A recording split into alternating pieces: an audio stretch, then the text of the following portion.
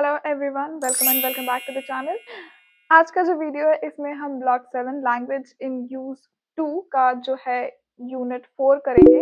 Unit 4 is learner factors in second language acquisition 1। बहुत ही interesting topic है क्योंकि language acquisition के लिए कौन कौन से फैक्टर्स जो है वो इंपॉर्टेंट होते हैं। जैसे कि हमने ऐसा सुना है कि बच्चे जो है बचपन में कोई भी लैंग्वेज इजीली सीख लेते हैं, बड़ों को दिक्कत होती है, या फिर किसी का इंटेलिजेंस ज़्यादा है तो वो लैंग्वेज जल्दी सीख लेगा, या फिर लड़कियां जल्दी लैंग्वेज सीख लेती हैं। या ऐसे ही जो पॉइंट्स हैं, टोटल हमारे 4 पॉइंट्स हैं जो कि है age, sex, intelligence and aptitude. तो ये चारों पॉइंट्स के बेसिस पे हमें पता चलेगा कौन से जो फैक्टर्स हैं ये आपको लैंग्वेज सीखने में कैसे हेल्प करते हैं, और क्या ये सच है कि बच्चे जल्दी लैंग्वेज सीख लेते हैं और बड़े लोगों को टाइम लगता है लैंग्वेज सीखने में। तो ये सब के बारे में जो आज हम पढ़ेंगे। छोटी सी यूनिट है, फटाफट क्विकली खत्म हो जाएगी, और इसके बाद हमारी सिर्फ एक जो है लास्ट यूनिट बचेगी। So let's start. And yes, before starting, as usual, I'll take the names of the patrons of my channel, who are the members of the community which I have. So it is Imran Ahmed and Adhir Singh. Thank you so much, you guys, for supporting me. और अगर आप लोग भी मुझे support करना चाहते हैं, that's only 29 rupees a month, और आप जब चाहें जो है कैंसिल कर सकते हैं। और इसके अलावा जो आपको बेनिफिट है उसमें ये है कि मैं सारे वीडियो जो है एक साथ रिकॉर्ड करके बैचेस में एडिट करके अपलोड करके रख देती हूँ।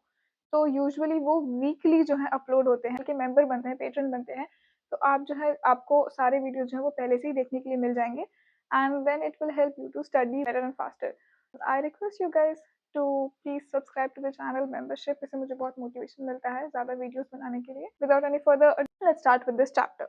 तो सबसे पहले क्या है कि पुराने टाइम में एकदम फ्लैशबैक में अगर आप जाओगे, सुपर फ्लैशबैक में, तो उस टाइम पे लोग जो थे वो ये मानते थे कि बाकी किसी भी चीज़ से लेना देना नहीं है कि इंसान लैंग्वेज कैसे सीखता है। वो मानते थे कि इट्स अ मैकेनिकल प्रोसेस, और इंसान का जो ब्रेन है it's like a blank slate, और आप जो भी उसको सिखा दोगे, जैसे सिखा दोगे वैसे वैसे वो सीख जाएगा, and that's how this person will learn. धीरे धीरे जो है उनको विथ टाइम, स्पेशली जो चॉम्स्की है उसने ये चीज़ सजेस्ट की कि मुझे लगता है कि ऐसा नहीं है, एंड उसने बताया कि लैंग्वेज लर्निंग भी जो है ये ऐसा मैथ्स की तरह सीखने की तरह नहीं है, but language learning is something which is different than gathering other kind of data and knowledge. ठीक है, उससे उन्होंने क्या किया, डिटर किया, उन्हें ये पता चला कि लैंग्वेज लर्निंग एक्चुअली टीचर से ज़्यादा जो है लर्नर पे फोकस होना चाहिए, क्योंकि लैंग्वेज लर्निंग मैथ्स की तरह नहीं है, जैसे मैंने बोला। इसके अलग ऐसा नहीं कि फॉर्मूला हो गया एंड इसमें सब डाल दिए तो 1 की वैल्यू हमेशा 1 रहेगी, 2 की वैल्यू हमेशा 2 रहेगी। लैंग्वेज हमारी जो है इसके बहुत ही सारे अलग-अलग मीनिंग्स होते हैं, कोट्स होते हैं, बहुत ही लाइक डीप में हमारी चीज़ होती है। तो उससे क्या हुआ कि हमारे लैंग्वेज सीखने में, लैंग्वेज को एक्वायर करने में, तो सीखने में, सिखाने के तरीके में जो है बहुत सारे चेंजेस आए। इसीलिए आज के टाइम पे आप देखते हैं कि जो भी लैंग्वेज सिखाते हैं वो टीचर सेंटर्ड या टीचर फोकस ना होकर वो होती है लर्नर सेंटर्ड या स्टूडेंट सेंटर्ड मेथड्स जो हैं उनको वो अप्रूव करते हैं, ज़्यादा उसको बढ़ावा दिया जाता है। उसके साथ ही जो है कोर्सेज़ में चेंज आए, टेक्स्ट बुक में चेंज आए, कैसे पढ़ाना है, इन सब चीज़ों में, टेक्निक्स में बहुत सारे चेंजेस आए। तो लेट्स स्टार्ट विद सबसे पहला फैक्टर। जब इन्होंने इसको आगे ही लिंग्विस्टिक की जगह उन्होंने और लैंग्वेज कैसे सीखना है इसके ऊपर फोकस किया, और किस पे फोकस किया स्पेशली कि when you have to acquire a new language, है ना, एक लैंग्वेज आपको ऑलरेडी आती है, उसके बाद अगर आपको एक सेकंड लैंग्वेज एक्वायर करनी है तो आप उसे कैसे करोगे, उस पर कौन कौन से फैक्टर्स जो है उसको अफेक्ट करते हैं। सबसे पहले फैक्टर की बात करते हैं हम एज की। तो आपने बहुत ही बार बहुत लोगों से बहुत सुना होगा कि यार बचपन में तो लैंग्वेज इजीली सीख जाते हैं और बड़े होकर जो है बहुत दिक्कत होती है। तो क्या ये सच है? इज इट अ मिथ और इज इट द ट्रूथ? सबसे पहले ये सोचने वाली बात है, उन्होंने बोला कि बचपन में क्या होता है, एक तो हमें पता नहीं चलता कि हम उसमें कितने एफर्ट्स डाल रहे हैं। लैंग्वेज सीखने के लिए आप कभी एक्चुअली बैठे नहीं होंगे किसी अपने घर वालों को लेके कि भाई मुझे बताओ हिंदी में कैसे बोलते हैं, मैं जाता हूँ कि मैं जाते हैं। आपको जो सुनते थे, आपके जो मन में आता था, आप बोल देते थे। धीरे धीरे करके with society, with gradual changes, with age and all, आप जो है आपने उसके अपने ग्रामर को ठीक कर लिया। वरना बचपन में आपके जो मन में आता था, गाय खड़ा है, कुत्ता बैठी है, आप कुछ भी बोल सकते थे, no one is going to जज यू फॉर दैट। तो क्या हो जाता था कि आपने कोई एफर्ट्स डाले नहीं थे ज़्यादा, अपने आप इनबिल्ट वो अंदर से लर्निंग हो रहा था सबकॉन्शियसली, बट आपने कोई ज़्यादा एफर्ट्स नहीं डाले। इसलिए क्या हो जाता है कि बचपन में जो चीज़ सीख ली, पता नहीं चलता अपने को। तो हम बोलते हैं कि हाँ, बच्चे तो आसानी से सीख लेते हैं। लेकिन एक्चुअली जब उन्होंने कुछ स्टडीज़ की, तो उसमें उन्हें पता चला कि बच्चों की जगह जो बड़े हैं, वो लैंग्वेज ज़्यादा ईज़िली और जल्दी, ईज़िली तो नहीं, बट ज़्यादा जल्दी एक्वायर करते हैं। ओके। तो उसके लिए उन्होंने बोला कि जैसे कुछ लोग जो है इंग्लिश स्पीकिंग कंट्री से जो है वो कुछ और दूसरे, जैसे कि डच स्पीकिंग कंट्री में है। फॉर एग्जांपल मैं अभी इंडिया से नीदरलैंड आई, और मेरी जो एज है, I am in my late 20s। तो अब जब मुझे यहाँ पे डच लैंग्वेज सीखनी पड़ रही है, तो क्या मेरे लिए वो आसान है या फिर वो किसी बच्चे के लिए ज़्यादा आसान होता, ये हम एज के बेसिस पे अगर डिसाइड करें, तो क्या होता है, उन्होंने बोला कि जो अडल्ट्स हैं वो लैंग्वेज को जल्दी सीखना शुरू करते हैं और वो फटाफट चीज़ें ग्रास्प करते हैं, क्योंकि अब मेरी लैंग्वेज सीखने की जो टेक्निक है, वो बचपन की तरह नहीं रहे कि हाँ, 4 लोग कुछ बोलेंगे, मैं कुछ सुन लूँगी, कुछ भी रिपीट कर दूँगी एंड वॉला आई एम स्पीकिंग। अब मैं क्या करती हूँ, मैं एक टेबल बना के बैठूँगी, मैं चार्ट्स बना के बैठूँगी, पिक्चर्स लगाऊँगी, मैं ग्रामर के रूल्स लिखूँगी कि फ्यूचर टेंस ऐसा होता है, पास्ट टेंस ऐसा होता है, पास्ट के ये फॉर्म्स हो सकते हैं, है ना? तो मेरा जो सीखने का तरीका है वो एकदम चेंज हो चुका है, और जो कोई बच्चा है वो तो ऐसे ही सुन के इधर-उधर करके तोतला करके कुछ भी बोलेगा, है ना?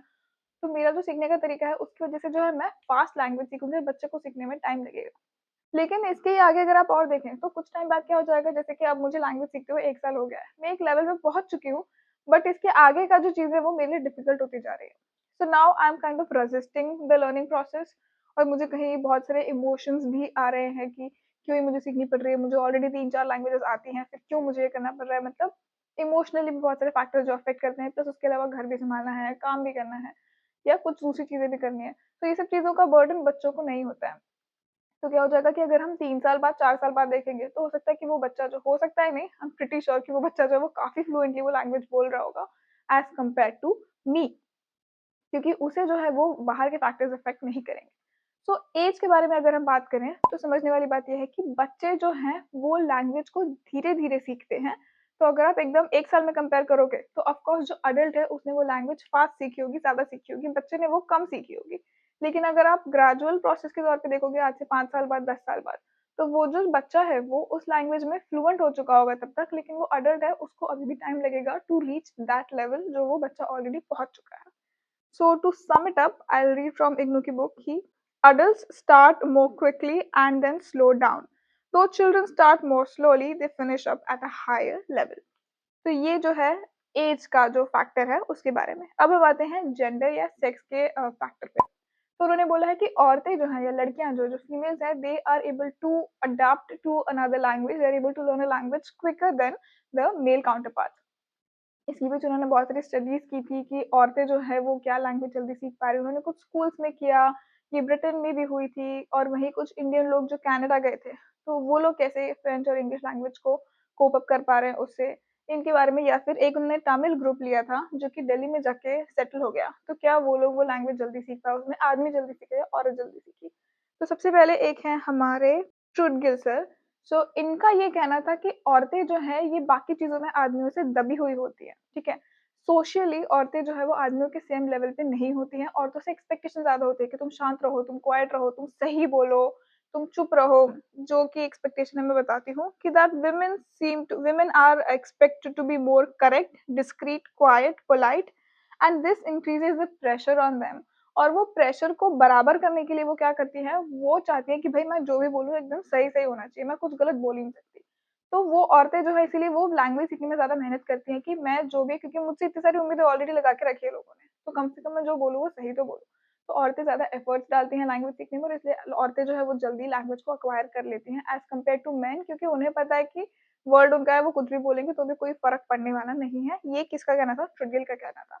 लेकिन इन्होंने ही आगे जब और ट्रुडगिल नहीं, लाइक रिसर्चेज़ जब और रिसर्चेज़ हुई, तो उसमें ये चीज़ सामने आई कि इसका इस चीज़ से कोई लेना-देना नहीं है कि औरतों को नीचे समझा जाता है या सोसाइटी की वजह से औरतें जो है लैंग्वेज जल्दी सीख लेती हैं। उनका इनफैक्ट ये कहना था कि जब उन्होंने वो एक्सपेरिमेंट किया कि तमिल औरतें जब दिल्ली की सोसाइटी में गई, तो ये पता चला कि औरतों का आपस में बातचीत करना ज़्यादा होता है, औरतें एक-दूसरे से बात ज़्यादा करती हैं। और एक जैसे ही मेरा पीयर ग्रुप चेंज हो जाता है ना?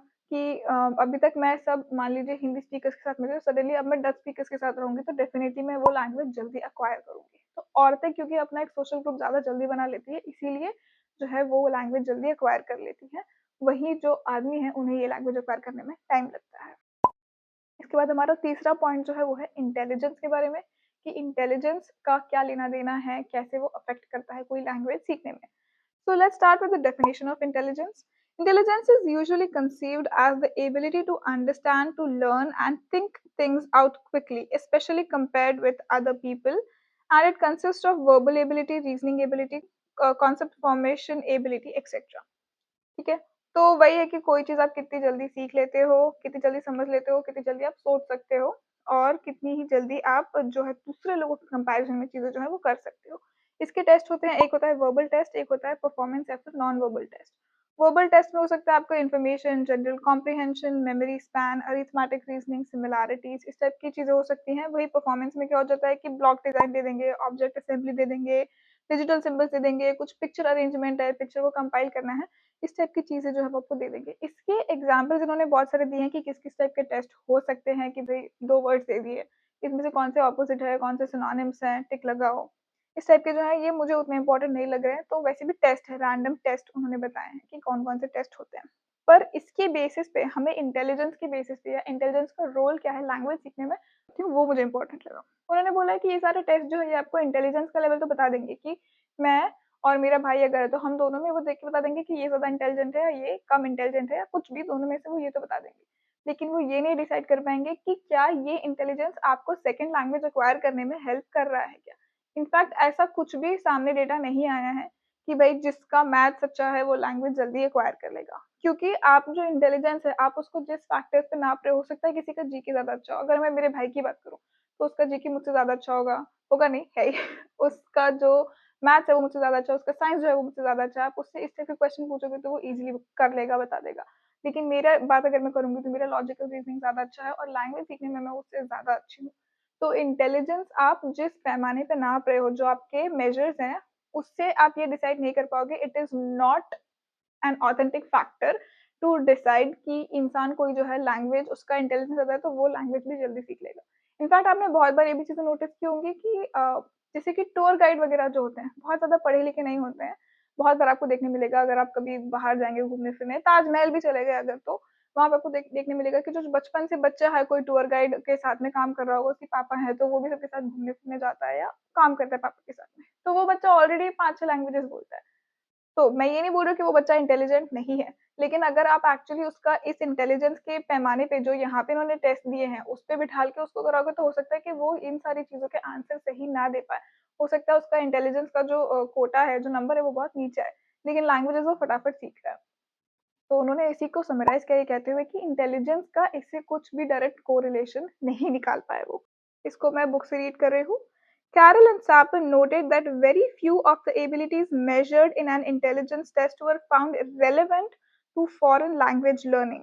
And it was for this reason that there was a very insignificant relationship between the scores on an intelligence test and a foreign language test. और इसके ऊपर जो और रिसर्च करना अभी बचा है, करनी चाहिए ताकि हमें पता चले कि कुछ लेना देना है कि नहीं है। ओके, एंड फाइनली जो मेरा लास्ट टॉपिक है इस यूनिट में वो है एप्टीट्यूड। एप्टीट्यूड क्या होता है, let's look at the definition. So aptitude for a particular job और skill is the ability to learn it quickly and easily to do it well, जिसे हम कहते हैं कि knack for languages. This guy he has a knack for languages because वो बहुत fast fast जो है लैंग्वेजेस सीख लेता है। तो अब ये लैंग्वेजेस सीख लेता है, नैक क्या होता है, knack is nothing but the aptitude of learning those languages. इन्होंने इसके लिए जो है टोटल 4 ऐसे फॉर्मेट्स दिए या मेजर दिए जिसमें आप डिसाइड कर सकते हैं कि लैंग्वेज जो है वो कैसे आप कौन कौन से पॉइंट्स पे आप सीखते हैं। सबसे पहला वो होता है कि फोनेमिक कोडिंग एबिलिटी, जिसमें कि फोनेटिक स्क्रिप्ट जो है स्टूडेंट्स को सुनाई जाती हैं और फिर वो देखते हैं कि इनको क्या चीज समझ में आ रही है। इसका एग्जांपल मैं दे सकती हूँ कि ना कुछ वर्ड जैसे कि मराठी में होता है हाँ पोड़ी, जैसे मैंने बोला पोड़ी, तो ये वर्ड जो है ये हिंदी में एग्जिस्ट ही नहीं करता। व्हेन आई वाज यंग, मेरी लैंडलॉर्ड की जो बेटी थी, she tried so hard to speak that word जो बचपन से ही हमने बोला हुआ है। तो लेकिन वो ड, ड़ और ल को कुछ तो मिक्स करके वो बोलने की बहुत कोशिश करती थी, बट वो कभी भी उसे वर्ड सही निकला नहीं, क्योंकि मैंने बचपन से वो सुना था, तो मैं वो वर्ड जो है बोल पाती थी। सिमिलरली अगर हम देखेंगे कि इंग्लिश में अ का जो साउंड है, जैसे कि डॉक्टर, खाओ, तो ये जो अ है ये हिंदी में है ही नहीं। इसीलिए जो कभी आप देखेंगे कि जिन्होंने इंग्लिश बहुत बचपन से नहीं सीखा है वो लोग कुछ ऐसे बोलेंगे डॉक्टर के पास जाना है या डॉक्टर के पास जाना है। सो उन्होंने क्योंकि अ का साउंड सीखा ही नहीं, फोनेटिकली उनको वो साउंड नहीं आता है, तो या तो वो आ करेंगे या तो वो ओ करेंगे, क्योंकि वो वाला साउंड उन्होंने कभी सीखा ही नहीं है। सो फोनेटिक इसकी बात हुई।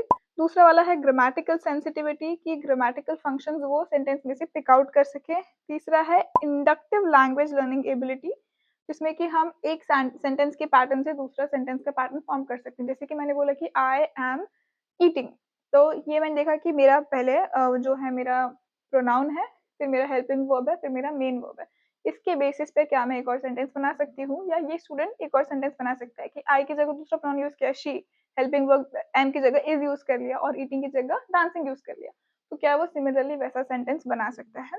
ये हो जाएगा मेरा इंडक्टिव लैंग्वेज लर्निंग एबिलिटी।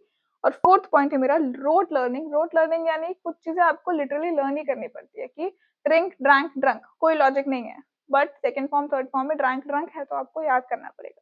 तो ये 4 पॉइंट्स की बेसिस पे वो डिसाइड करते हैं ये क्या है आपका, ये एप्टीट्यूड के बारे में बताता है। इसके लिए उन्होंने कुछ कपल ऑफ टेस्ट दिए हैं कि वो लोग आपको जैसे कि कुछ साउंड सुनाएँगे और आपको बोलेंगे कि अच्छा अब आप बताओ कि ये कौन-सा वर्ड होगा? क्या आप सही से ये साउंड डिसाइड कर पा रहे हो क्या? या फिर कुछ एक वर्ड आपको बहुत बार गिनती सुनाएँगे 1 से लेके 100 तक की किसी नई लैंग्वेज में जो आप सीखना चाहते हो, और फिर वो आपको उसमें कुछ काउंटिंग करेंगे तो आपसे एक्सपेक्ट करेंगे कि अच्छा अब तुम देख के बताओ तुम्हें क्या याद आ रहा है? क्या तुम सही से उसको ढूँढ पा रहे हो वर्ड्स को? तो इस तरीके के कुछ टेस्ट उन्होंने किए थे।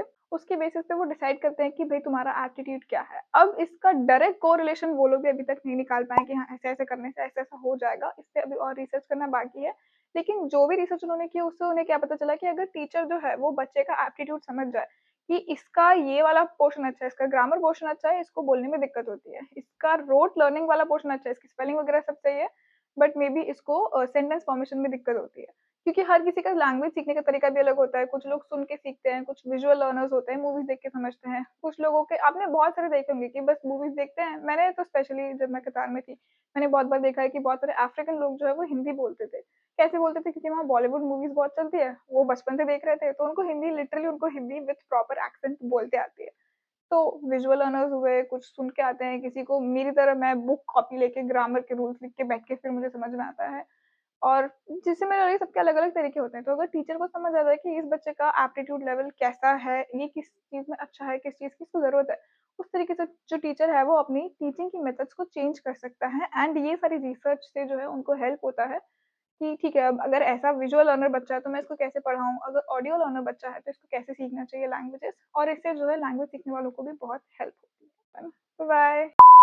आज का जो वीडियो है इसमें हम block 7 that is language in